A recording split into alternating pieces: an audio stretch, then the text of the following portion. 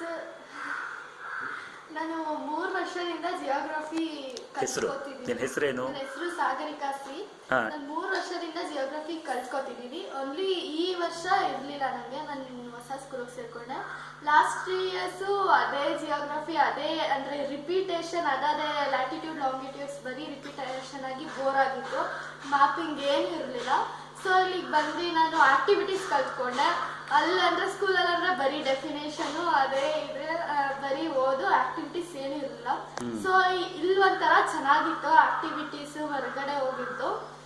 ನನಗೆ ಜಿಯೋಗ್ರಫಿ ಕಂಡ್ರೆ ಫಸ್ಟು ಇಷ್ಟ ಇರಲಿಲ್ಲ. ಓದಿದ್ರೆ ಆಯ್ತು ಬಿಡು ಆಮೇಲೆ ಅಂತ ಸೈಡಲ್ಲಿ ಇಟ್ಟಿರ್ತೀವಿ.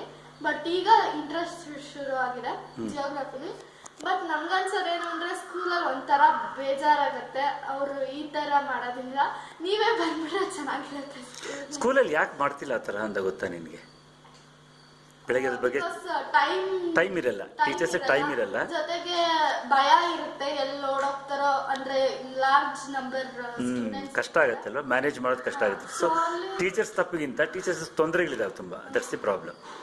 ಓಕೆ. ಆಮೇಲೆ ಜಸ್ಟ್ ಅಂದ್ರೆ ಜಿಯೋಗ್ರಫಿ ಅಂದ್ರೆ ಎಕ್ಸಾಮ್ಗೋಸ್ಕರ ಓದುತ್ತಾರೆ ಕೆಲವರು, ಕಲ್ತ್ಕೊಳ್ಳೋಕ್ಕೋಸ್ಕರ ಓದಲ್ಲ ಅವರು. Okay.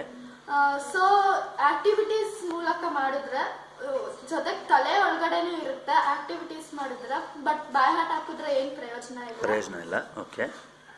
And I was not knowing how to find out the particular place.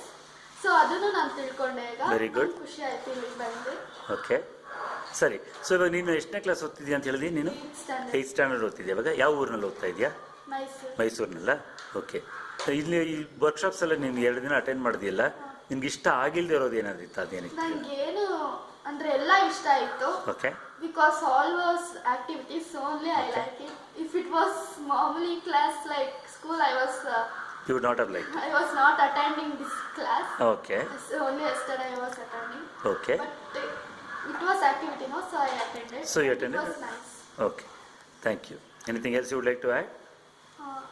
Nothing. Nothing. Okay. Fine.